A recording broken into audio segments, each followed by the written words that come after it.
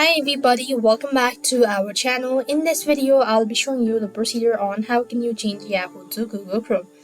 So as you could see, currently I have Yahoo. Now what you need to do is to change the search engine to Google Chrome.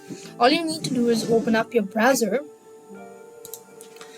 So after which, what you want to do is click the three dot icon from the top right hand side corner.